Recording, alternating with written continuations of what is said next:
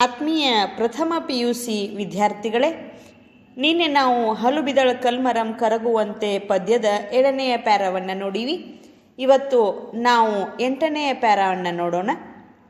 ಬಿಟ್ಟನೆ ರಘುದ್ವಹಂ ನನ್ನನ್ ಅಕಟಕಟ ತಾ ಮುಟ್ಟನೆ ನೆಗಳ್ ಬಾಕೆಗೆ ಸಂಚಕಾರಮಂ ಕೊಟ್ಟನೆ ಸುಮಿತ್ರಾ ತನುಜ ಕಟ್ಟರಣ್ಯದೋಳ್ ಕಳುಹಿ ಬಾ ಎಂದು ನಿನಗೆ ಕೊಟ್ಟನೆ ನಿರೂಪಮಂ ತಾನೆನ್ನ ಕಣ್ಬಟ್ಟೆಗೆಟ್ಟನೆ ಮನೋವಲ್ಲಭಣನ್ ಅಗಲ್ದ್ ಅಡವಿಯೋಳ್ ನೆಟ್ಟನೆ ಪಿಶಾಚದ ಓಲ್ ಎಂತಿಹೆನೋ ಕೆಟ್ಟೆನಲ್ಲ ಎಂದ್ ವರಲ್ದಳ್ ಅವಲೇ.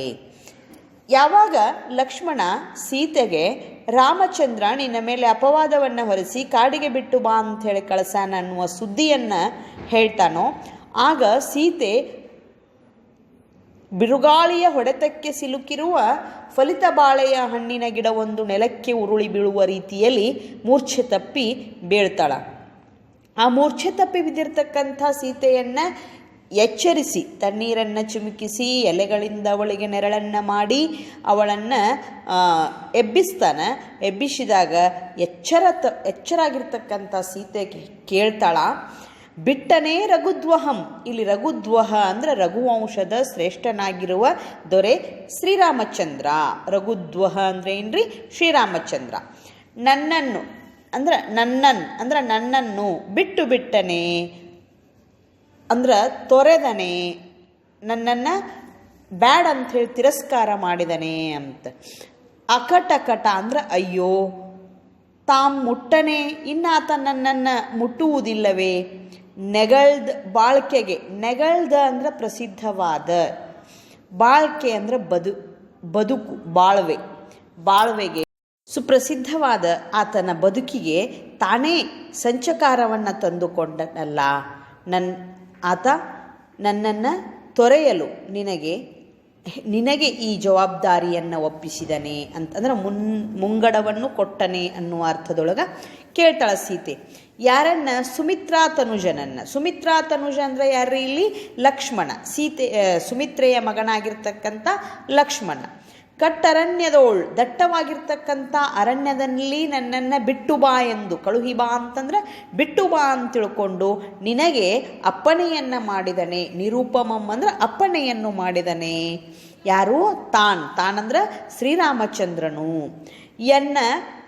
ಅಂದ್ರೆ ನನ್ನನ್ನು ಕಣ್ಬಟ್ಟೆಗೆಟ್ಟನೆ, ನನಗೆ ಮುಂದಿನ ದಾರಿ ಕಾಣಲಾರದ ರೀತಿಯಲ್ಲಿ ಮಾಡಿಬಿಟ್ಟನಲ್ಲ. ಅಂದರೆ ಶ್ರೀರಾಮಚಂದ್ರ ನನ್ನ ಕಾಳಜಿಯನ್ನೇ ಮಾಡಲಿಲ್ಲ.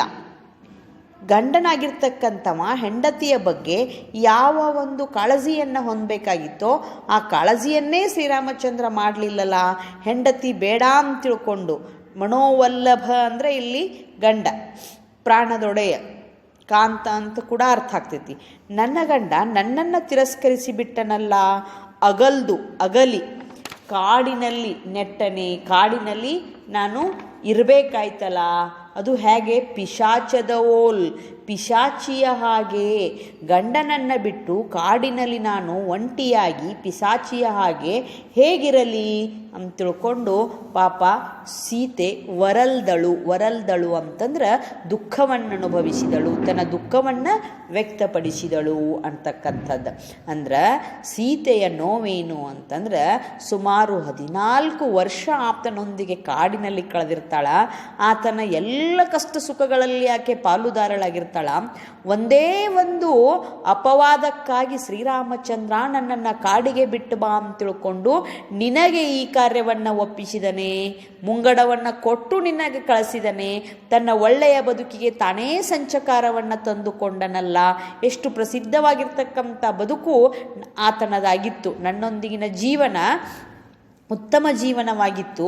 ಅಂಥ ಜೀವನವನ್ನು ಆತ ಕೈಯಾರೆ ಕೆಡಿಸಿಕೊಂಡನಲ್ಲ. ಈ ಕಾಡಿನಲ್ಲಿ ಬಟ್ಟೆ ಅಂದ್ರೆ ದಾರಿ, ಕಣ್ಬಟ್ಟೆಗೆಡು ಅಂದ್ರೆ ನನ್ನ ಮುಂದಿನ ದಾರಿಯೇ ನನಗೆ ಕಾಣದಂತೆ ಮಾಡಿದನಲ್ಲ. ನನ್ನ ಜೀವನದಲ್ಲಿ ಇನ್ನೇನದ, ನಾನಿನ್ನು ಒಬ್ಬಳೇ ಪಿಶಾಚಿಯ ಹಾಗೆ ಕಾಡಿನಲ್ಲಿ ಕಳಿಬೇಕಲ್ಲ ಅಂತ ತಿಳ್ಕೊಂಡು ಸೀತೆಗೆ ಬಹಳ ದುಃಖ ಆಗ್ತದೆ. ಆ ಸೀತೆಯ ದುಃಖವನ್ನು ಇಲ್ಲಿ ಕವಿ ನಮಗೆ ಈ ಪದ್ಯದಲ್ಲಿ ತೋರಿಸ್ತಾನೆ.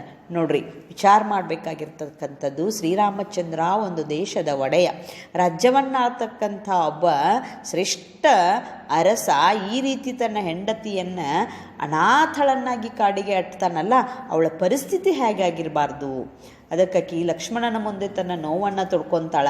ರಘುವಂಶದ ಶ್ರೇಷ್ಠನಾದ ಶ್ರೀರಾಮಚಂದ್ರನು ನನ್ನನ್ನು ಬಿಟ್ಟು ಬಿಟ್ಟನೆ, ನನ್ನನ್ನು ತೊರೆದನೆ, ನಾನು ಅವನಿಗೆ ಬೇಡವಾದೇನೆ. ಅಯ್ಯೋ, ಇನ್ನು ನನ್ನನ್ನು ಆತ ಮುಟ್ಟುವುದಿಲ್ಲವೇ, ಇನ್ನು ಒಟ್ಟ ಅವನನ್ನು ಕರ್ಕೊಳ್ಳೋದಿಲ್ಲೇನು, ತನ್ನವಳನ್ನಾಗಿ ಸ್ವೀಕರಿಸುವುದಿಲ್ಲೇನು. ಪ್ರಸಿದ್ಧವಾಗಿರ್ತಕ್ಕಂಥ ಪವಿತ್ರವಾಗಿರ್ತಕ್ಕಂಥ ವೈವಾಹಿಕ ಜೀವನವನ್ನು ಅಂತ್ಯಗೊಳಿಸಲು ನಿನಗೆ ಈ ಕೆಲಸ ಒಪ್ಪಿಸಿದನೇ ಲಕ್ಷ್ಮಣ. ದಟ್ಟವಾದ ಕಾಡಿನಲ್ಲಿ ಬಿಟ್ಟು ಬಾ ಎಂದು ನಿನಗೆ ಅಪ್ಪಣೆಯನ್ನು ಮಾಡಿದನೆ. ಪ್ರಾಣಕಾಂತನನ್ನು ಅಗಲಿ ನಾನು ಹೇಗಿರಲಿ ಈ ಕಾಡಿನಲ್ಲಿ ಪಿಶಾಚಿಯಂತೆ. ಅಯ್ಯೋ, ನಾನು ಕೆಟ್ಟೆನಲ್ಲ ಅಂತ ತಿಳ್ಕೊಂಡು ಸೀತೆ ರೋಧಿಸಿದಳು ಅಂತಂದ್ರೆ ಅಳತೊಡಗಿದಳು ಅಂತ. ಅಂದ್ರೆ ಸೀತೆ ತನ್ನನ್ನು ಬಿಟ್ಟು ಬರಲು ಬಂದಿರತಕ್ಕಂಥ ಲಕ್ಷ್ಮಣನ, ಇಲ್ಲಿ ಸುಮಿತ್ರಾತನಯ ಅಂತಂದ್ರೆ ಸುಮಿತ್ರೆಯ ಮಗ ಲಕ್ಷ್ಮಣ, ಸೌಮಿತ್ರಿ ಅಂದ್ರೂ ಲಕ್ಷ್ಮಣ, ಸುಮಿತ್ರಾತನಯ ಅಂದ್ರೂ ಲಕ್ಷ್ಮಣನೇ. ಆತನನ್ನು ಕೇಳ್ತಾಳ. ಯಾಕಂತಂದ್ರೆ ಯಾವ ವ್ಯಕ್ತಿಯನ್ನು ತನ್ನ ಜೀವನದ ಕೊನೆಯವರೆಗೂ ಬಾಳ ಸಂಗಾತಿ ಅಂತ ಸ್ವೀಕಾರ ಮಾಡಿರ್ತಾಳೋ, ಯಾವ ವ್ಯಕ್ತಿಯ ಜೀವನದ ಕಷ್ಟ ಸುಖಗಳೆಲ್ಲವೂ ತನ್ನದು ಅಂತ ತಿಳ್ಕೊಂಡು ಆಕೆ ಹೆಜ್ಜೆಯನ್ನು ಇಟ್ಟಿರ್ತಾಳೋ ಅಂಥ ತನ್ನ ಪತಿಯೇ ತನ್ನನ್ನು ಕಾಡಿಗೆ ಬಿಟ್ಟು ಬಾ ಅಂದನಲ್ಲ ಅಂತಂದಾಗ ಅವಳಿಗೆ ವೈವಾಹಿಕ ಜೀವನದ ಪಾವಿತ್ರ್ಯತೆ ಆತನಿಗೆ ಅರ್ಥವಾಗಲಿಲ್ಲವೇ. ಪ್ರಸಿದ್ಧವಾಗಿರ್ತಕ್ಕಂಥ ಶ್ರೇಷ್ಠವಾಗಿರ್ತಕ್ಕಂಥ ವೈವಾಹಿಕ ಜೀವನವನ್ನು ಆತ ಅಂತ್ಯಗೊಳಿಸಿದನಲ್ಲ ಅಂತಕ್ಕಂಥ ದುಃಖ ಅವಳನ್ನು ಕಾಡ್ತದ ಅಂತಕ್ಕಂಥದ್ದು ಈ ಪದ್ಯದಲ್ಲಿ ವ್ಯಕ್ತವಾಗಿರ್ತಕ್ಕಂಥದ್ದು. ಧನ್ಯವಾದಗಳು ವಿದ್ಯಾರ್ಥಿಗಳೇ.